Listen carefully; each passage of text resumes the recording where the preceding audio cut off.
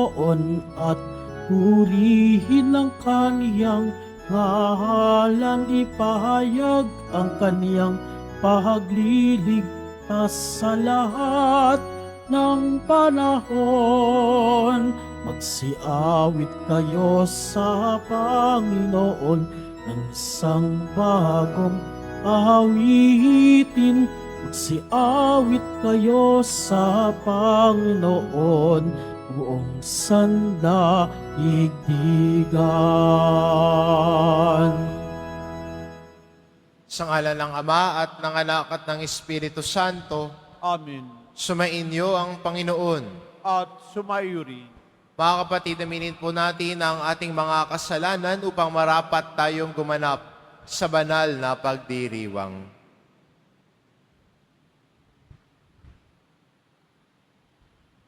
Inaamin ko Sa makapangyarihang Diyos at sa inyo mga kapatid, na lubha akong nagkasala sa isip, sa salita, sa gawa, at sa aking pagkukulang.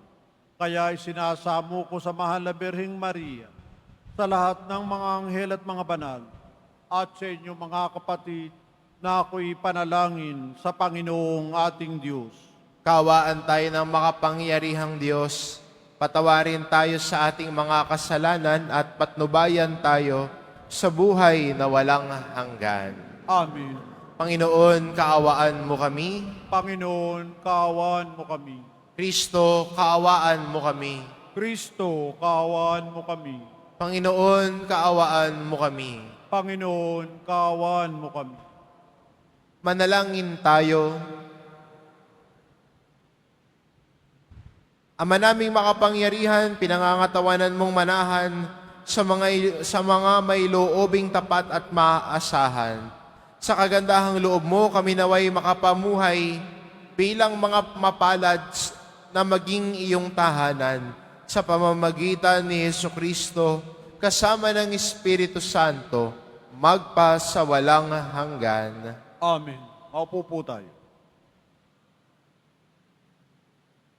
Pagbasa mula sa aklat ng Henesis. Nakita ng Panginoon na labis na ang kasamaan ng tao at wala na itong iniisip na mabuti. Kaya't ikinalungkot niya ang pagkakalalang sa tao. Sinabi niya, "Lilipulin ko ang lahat ng taong aking nilalang. Lilipulin ko rin ang lahat ng hayop at mga ibon. Bakit ba nilalang ko pa ang mga ito?"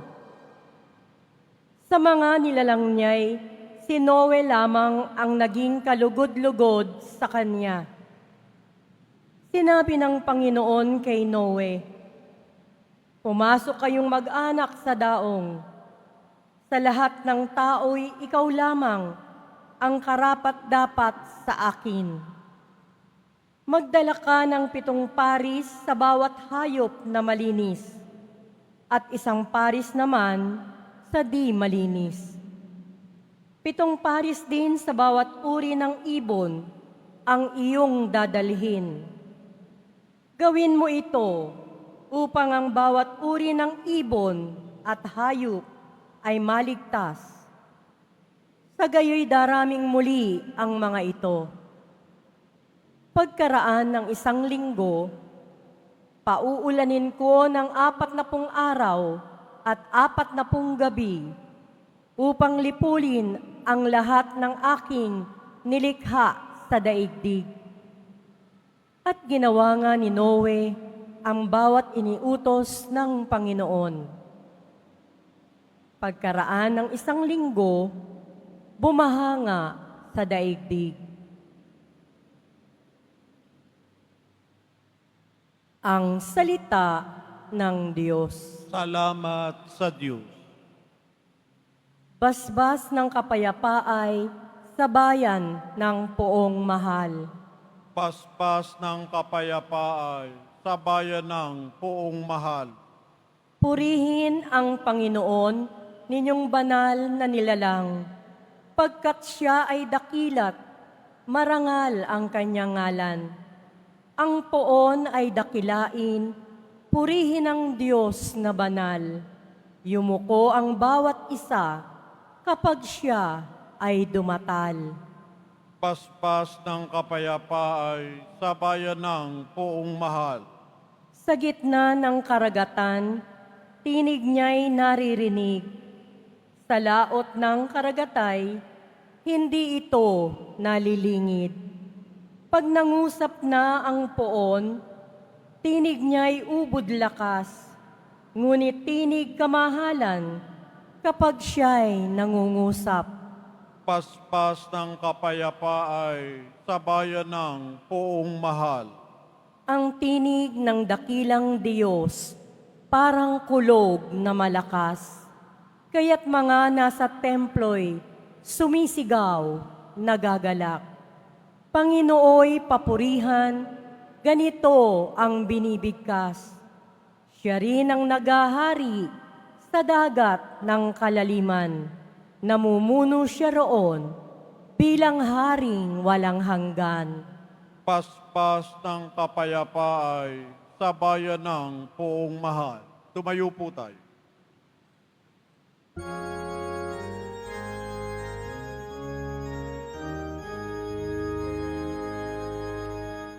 Hallelujah, Hallelujah, Hallelujah, Hallelujah.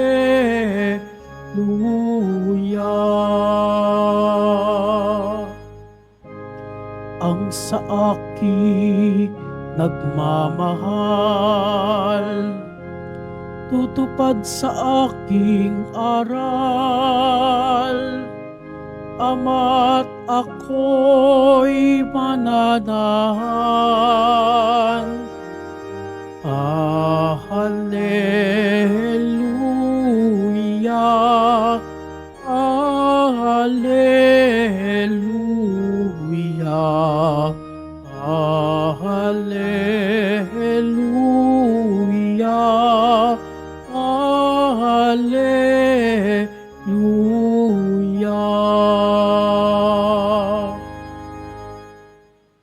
Sumainyo ang Panginoon, At sumayo rin. ang mabuting balita ng Panginoon ayon kay San Marcos. Papuri sa iyo, Panginoon. Noong panahong iyon, nalimutan ng mga alagad na magdala ng tinapay at isa lang ang kanilang tinapay sa bangka. Kaingat kayo, ilagan ninyo ang lebadura ng mga Pariseo at ang lebadura ni Herodes. Babala ni Jesus sa kanila. Nag-usap-usap ang mga alagad. Wala kasi tayong dalang tinapay. Kaya niya sinabi iyon. Alam ito ni Jesus. Kaya sila'y tinanong niya, bakit ninyo pinag-uusapan na wala kayong dalang tinapay? Hindi pa ba kayo nakababatid o nakauunawa? Hindi pa ba ito abot ng inyong isip? Wala ba kayong mata? Wala ba kayong tenga? Nakalimutan na ba ninyo nang paghati-hatiin ko ang 5 tinapay para sa 2,000?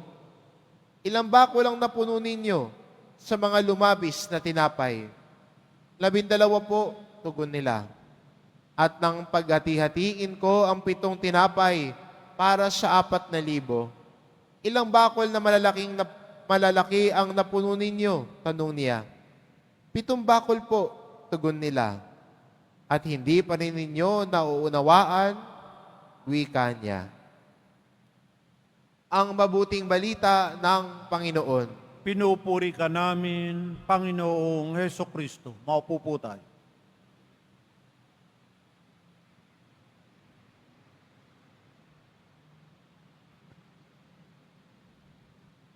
Minsan ho, nung ako ho ay batang pari, ay palabas po ako ng kwarto para magmisa. At sa kamamadali ko, hindi ko mahanap yung susi ko. Kasi ayoko lumabas ng kwarto na hindi ko nalalak yung kwarto ko. Kaya hanap ako ng hanap ng susi, hindi ko maalala kung saan. At inaalala ko saan ba ako nagdaan. Punta ako sa lamesa, punta ako sa CR, baka naiwan ko doon. Yung cabinet na pinagbuksan ko para sa t-shirt, binuksan ko din. Wala rin doon. At nung sa may pinto na ulit ako, naaalala ko kung saan ko nasabit yung aking susi. Alam niyo saan? Di ba sa cabinet may handle? Doon ko sinabit yung susi ng kwarto ko. Sabi ko, hindi pa naman ako senior. Kaya sinasabi ko na lang, feeling senior moment. Minsan sinasabi natin, ang senior moment, yung nakakalimot. Nakalimutan mo yung salamin mo, hanap ka ng hanap. Minsan, no, yung nanay ko, tinanong sa tatay ko, asan yung salamin ko? Nakita mo ba? Sabi ng tatay ko, ayun. Anong ayun? Ayun, sa ulo mo, suot mo. Minsan, nakakalimutan. Maganda sa Ebanghelyo, mapansin natin na yung mga alagad, nakalimot din. Ayoko na ho sabihin senior moment, baka yung mga senior dito sabihin, Father, nakakarami ka na, ano? Pero minsan, no? Kahit sila, nakalimot din. Nakalimutan nila ang ginawa ng Diyos na nasaksihan nila. Sabi ni Jesus sa kanila, ang bilis nyo naman nakalimot. Isang tinapay lang nadala ninyo, tingin nyo, magiging problema sa atin yon. Nakalimutan nyo ba, nagpakain ako ng 5,000 sa 7 tinapay? 4,000 sa 5 tinapay, may natira pa? Ang bilis nyo naman makalimot. Isang ganon din tayo, no, bilang mga Kristiyano. Nakita natin ang kabutihan ng Diyos, nakita natin ang paggabay ng Diyos, lalo na sa mga yugto ng buhay natin, na nasa babang-baba tayo, nakaahon, tinulungan tayo ng Diyos, kaya punong-puno lagi ng puso natin ng pasasalamat. Pero kung minsan, kung may mga pagsubok na dumarating sa buhay natin, pag may mga pagkakataon that we feel stuck where we are, we look negative on ourselves. Sinasabi natin, Panginoon, bakit naman ganito? Panginoon, bakit ako narito? Ba't ganito nangyayari sa buhay ko? Panginoon, parang di ako umuusad sa buhay ko. Always remember the goodness of the Lord. Sabi nga ho ng isang manunulat, in the times of desolation in faith, remember the consolations that you received. Sa panahon ng mga pagsubok, panahon na parang nabibigatan ka na, panahon na parang madilim ang paligid mo, alalahanin mo yung mga panahon na pinuno ng liwanag ng Diyos ang buhay mo. At yun din naman ang gagawin niya sa buhay mo ngayon. Tutulungan tayo ng Diyos, hindi tayo pababayaan. Wag na wag mong kakalimutan. Do not forget the moments that God has helped you even in the lowest point of your lives. Do not forget when God fed you when you have nothing to eat. Do not forget when God helped you when you feel helpless. Do not forget that light that came into your life when everything seems so dark. Huwag ka makalimot. Huwag mong kalimutan. Sana sa pananampalataya natin, Huwag tayong magkaroon ng senior moment. Nakakalimot sa grasya ng Diyos. Nakakalimot sa gabay ng Diyos. Dahil ang Diyos, kahit kailan, hinding-hindi tayo pababayaan. Ang Diyos, kasama natin lagi. Kaya nga, di ba, siya ang Emmanuel, ang Diyos na kapiling natin. Kapiling natin sa kaligayahan ng buhay natin. Mas lalong kapiling natin kahit sa mga pagsubok ng buhay natin. Huwag na huwag mong kakalimutan ang lahat ng ito. Kaya di ba, minsan sa paglalakbay natin sa buhay, natatagalan tayo, naiinip tayo, pero huwag mo rin kalimutan saan ka nagsimula. Ang tinitignan mo kasi kung asan ka ngayon eh. Kinukumpara mo rin yung sarili mo kung asan na rin yung ibang tao. Do not forget where you started. Sabi nga eh, malayo pa, pero nakalayo na. Do not forget your journey. Do not forget your journey in faith. At kung titignan mo yung paglalakbay mo sa pananampalataya, makikita mo, kasama mo pala lagi ang Diyos. Hindi ka pinabayaan, hindi ka kinalimutan, ginabayan ka. At ganon din sa mga pagsubok sa buhay natin. Siguro meron sa inyo, may pagsubok na kinakaharap. Madilim para sa kanya, nahihirapan. Tandaan mo ang mga panahon na ginabayan ka ng Diyos. At yan din ang pangako ng Diyos sa iyo. Kung paano kita ginabayan dati, gagabayan at kakalingain din kita ngayon. Huwag kang makakalimot dito. Amen. Tumayo po tayo.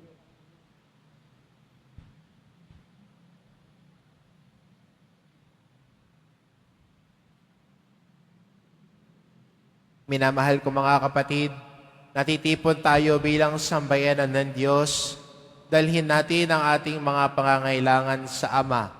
Panatag ang ating kalooban at tayo ay Kanyang pagbibigyan. Ang ating itugon, maibiging Ama, akayin mo kami sa iyong pamamaraan. Maibiging Ama, akayin mo kami sa iyong pamamaraan. Ang ating mga pastol sa simbahan, naway italaga ng buong buo ang kanilang buhay sa pagpapahayag ng Ebanghelyo sa pamamagitan ng kanilang pagsaksi sa kanilang buhay. Manalangin tayo. Maibiging Ama, akayin mo kami sa iyong pamamaraan. Ang mga magulang at guro, naway maging mga buhay na huwaran ng pananampalataya sa mga taong nasa kanilang pag-aaruga. Manalangin tayo. Maibiging Ama, akayin mo kami sa iyong pamamaraan. Tayong lahat, naway maibigay ang lahat ng ating makakaya para gawin ang nararapat at nawa ang salita ng Diyos ang siyang magbigay sa atin ng lakas para sa anumang gagawin natin. Manalangin tayo. Maibiging Ama, akayin mo kami sa iyong pamamaraan.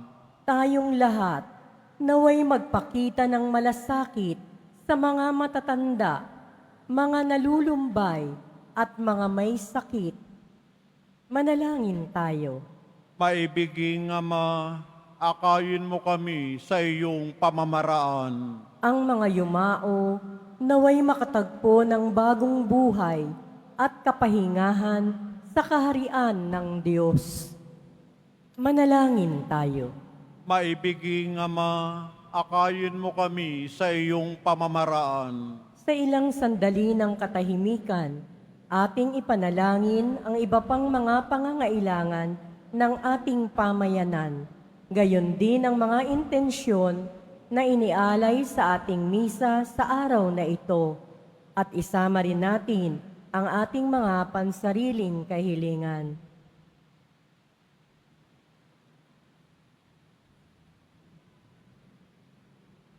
Manalangin tayo. Maibiging Ama, akayin mo kami sa iyong pamamaraan. Makalangit na Ama, palalimin mo ang aming pananampalataya upang lumago kami sa iyong pag-ibig at lagi maglingkod sa iyo ng may mapagbigay at malinis na puso. Hinihiling namin ito sa pamamagitan ni Kristong aming Panginoon.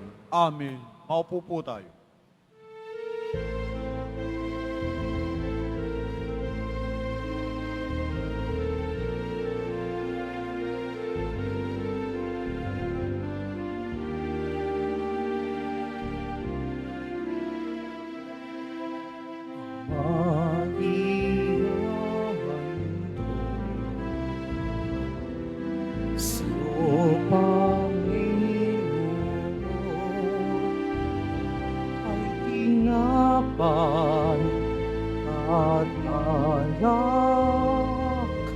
Mula sa aming ay sa iyong kabutihan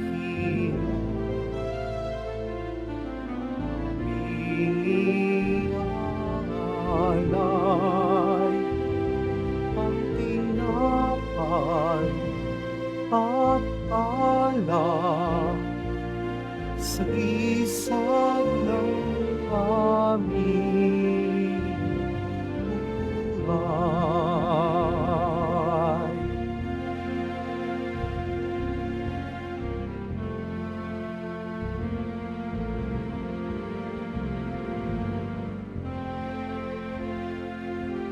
Tumayo po tayo.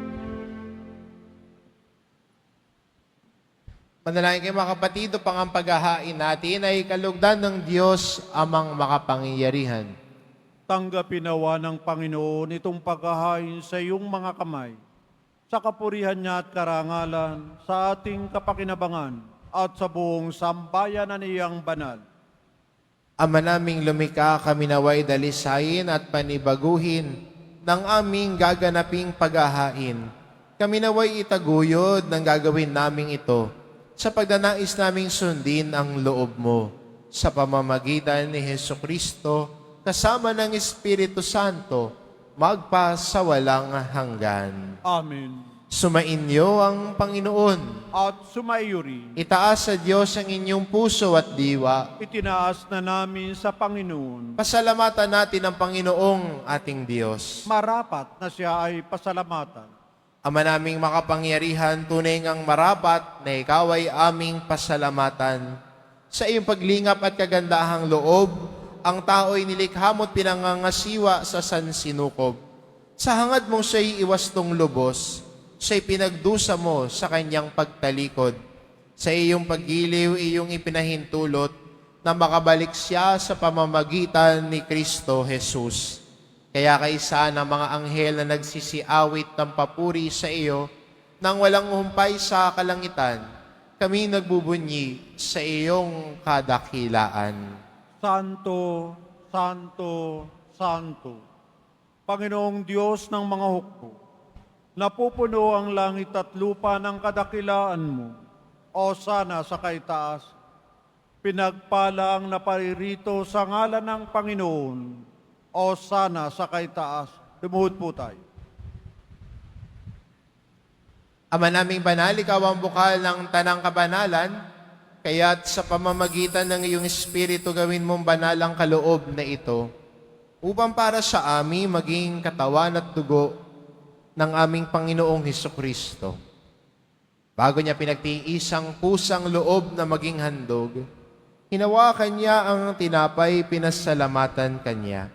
Pinagati-hati niya iyon, iniabot sa kanyang mga alagad at sinabi, tanggapin ninyong lahat ito at kanin. Ito ang aking katawan na ihahandog para sa inyo.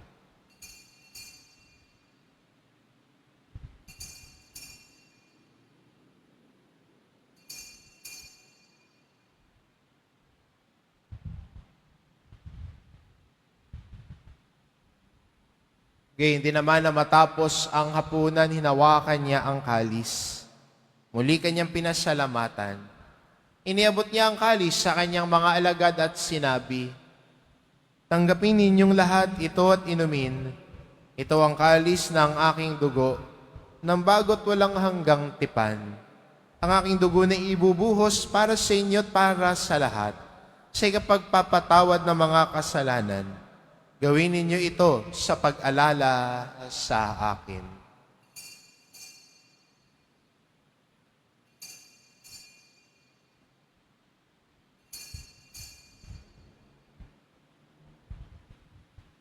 Tumayo po tayo. Ipagbunyi natin ang misteryo ng pananampalataya. Si Kristo'y namatay, si Kristo'y nabuhay, si Kristo'y babalik sa wakas ng panahon. Ama, ginagawa namin ngayon ang pag-alala sa pagkamatay at muling pagkabuhay ng iyong anak. Kaya't inaalay namin sa iyo tinapay na nagbibigay buhay at ang kalis na nagkakaloob ng kaligtasan. Kaming nagpapasalamat dahil kami iyong minarapat na tumayo sa harap mo para maglingkod sa iyo. Isinasamo namin kaming magsasalo-salo sa katawan at dugo ni Kristo ay mabuklod sa pagkakaisa sa pamamagitan ng Espiritu Santo. Ama, lingapin mo ang iyong simbahang laganap sa buong daigdig. Puspusin mo kami sa pag-ibig, kaisa ni Francisco na aming Papa at ni Jose na aming Obispo at ng Tanang Kaparian. Alalahanin mo rin ang mga kapatid naming nahimlay na may pag-asang sila'y muling mabubuhay, gayon din ang lahat ng mga pumanaw. Kaawaan mo sila at patuloyin sa iyong kaliwanagan. Kaawaan mo at pagindapatin kaming lahat na makasalo sa iyong buhay na walang wakas. Kaisa ng mahal na Birheng Maria na ina ng Diyos, ng kabiyak ng puso niyang si San Jose, kaisa ng mga apostol at ng lahat ng mga banal na namuhay dito sa daigdig ng kalugod-lugod sa iyo, may pagdiwang nawa namin ang pagpupuri sa ikararangal mo sa pamamagitan ng iyong anak na aming Panginoong Heso Kristo. Sa pamamagitan ni Kristo kasama niya at sa Kanya, ang lahat ng parangal at papuri ay sa iyo, Diyos amang makapangyarihan, kasama ng Espiritu Santo, magpa sa walang hanggan. Amen. Sa tagubilin ng mga nakagagaling na utos at turo ni Jesus na Panginoon natin at Diyos, ipahayag po natin ng lakas loob. Ama namin, sumasalangit ka, sambahin ang ngalan mo, mapasa amin ang kaharian mo, sundin ang loob mo dito sa lupa para nan sa langit. Bigyan mo kami ngayon ng aming kakanin sa araw-araw at patawarin mo kami sa aming mga sala para ng pagpapatawad namin sa nagkakasala sa amin at huwag mo kaming ipahintulot sa tukso at iadya mo kami sa lahat ng masama. Hinihiling namin kami adya sa lahat ng masama, pagkalooban ng kapayapaan araw-araw, iligtas sa kasalanan at ilayo sa lahat ng kapahamakan. Samantalang aming pinananabikan ng dakilang araw ng pagpapahayag ng tagapagligtas naming si Heso Kristo. Sapagkat iyo ang kaharian at ang kapangyarihan at ang kapurihan magpakailanman. Amen. Panginoong Kristo, sinabi mo sa iyong mga apostol, kapayapaan ang iniiwan ko sa inyo.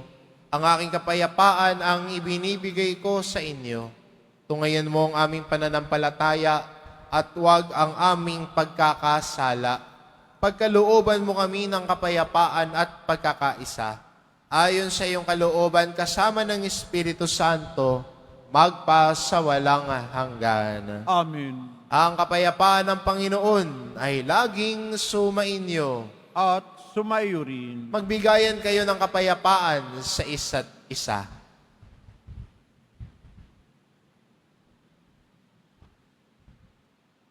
Kordero ng Diyos na nagalis ng mga kasalanan ng sanlibutan, maawa ka sa amin. Kordero ng Diyos na nagalis ng mga kasalanan ng sanlibutan, maawa ka sa amin. Kordero ng Diyos na nagalis ng mga kasalanan ng sanlibutan, ipagkaloob mo sa amin ang kapayapaan. Lumuhod po tayo. Ito ang kordero ng Diyos, ito nag-aalis ng kasalanan ng sanlibutan. Mapalad ang mga inaanyayahan sa kanyang piling. Panginoon, hindi ako karapat-dapat na magpatuloy sa iyo, ngunit sa isang salita mo lamang ay gagaling na ako.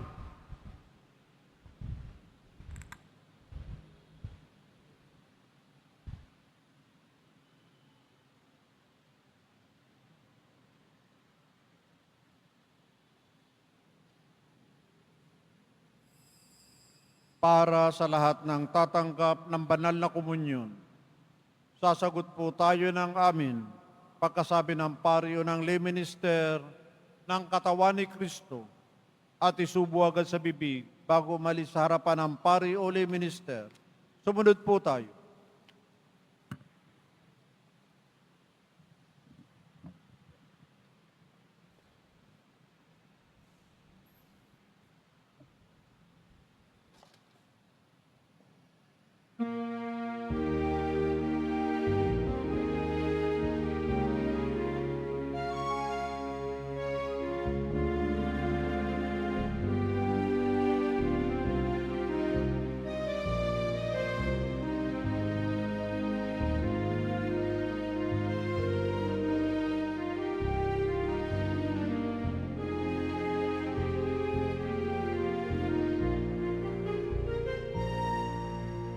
Saan ako tutulong?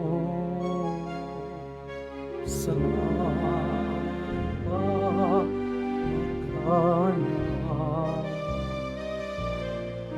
Hanggang sa dulo ng dagat, ang makikitang tulad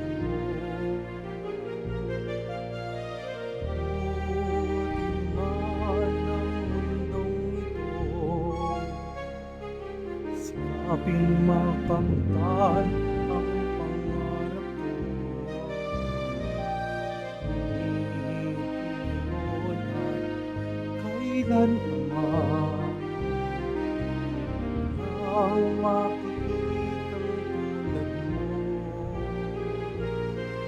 Ikaw ang tanging hayang di ko malay pagsamba sa iyo, Jesus, Panginoon, pagligtas, pag-ibig ng Ama.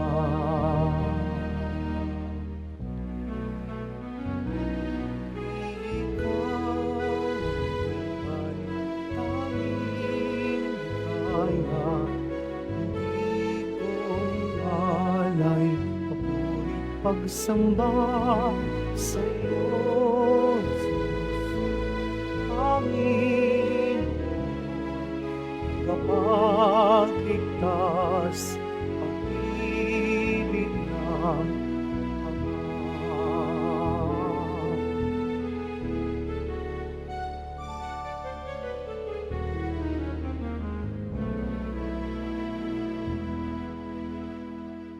Announcement.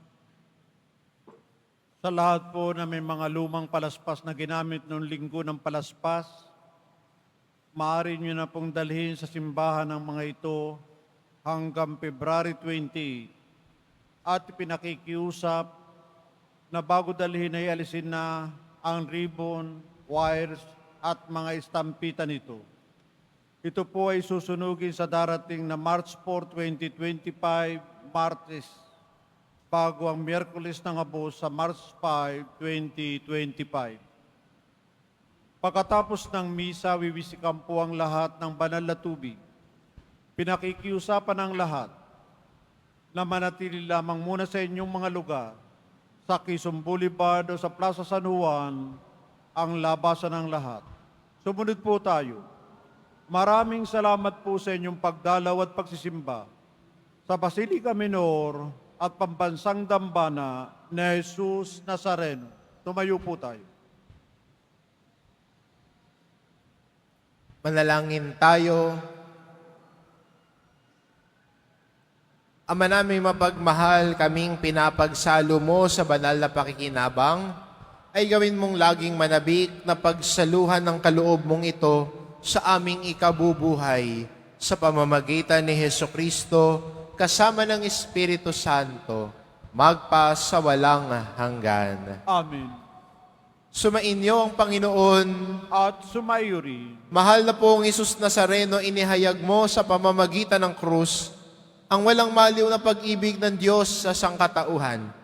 Pakinggan mo ang kahilingan lalo na para sa mga nangangailangan ng iyong tulong at awa. Makamtanawa namin ang iyong kasagutan na may utang na loob na tinatanaw. Basbasan din po ninyo itong mga imahen at dasalan upang lalo kaming manalangin at magtiwala sa pamamagitan ng bendisyon na ito, naway lalo kaming maging mapaglingkod, masunurin na tapat sa iyo na aming maluwalhating Panginoon, magpasawalang hanggan. Amen. At pagpalain kayo ng ating mapagmahal na Diyos, ang Ama at ang Anak at ang Espiritu Santo. Amen. Umayo kayo, taglay ang kapayapaan ng poong Jesus Nazareno. Salamat sa Diyos.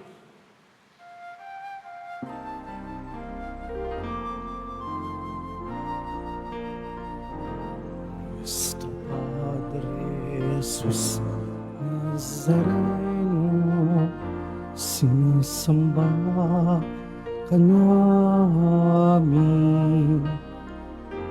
Pinipinto ka namin, aral mo ang aming buhay at kaligtasan. Padre Jesus Nazareno, ligtas mo kami sa kasalanan. Ang krus mo pinamatayan ay sagisag ng aming kaligtasan. Nuestro Padre Jesus Nazareno, dinarangal ka namin. Nuestro Padre Jesus Nazareno, minuluwalhati namin. Nuestro Padre Jesus Nazareno, dinarangal ka namin. Nuestro Padre Jesus Nazareno, minuluwalhati namin.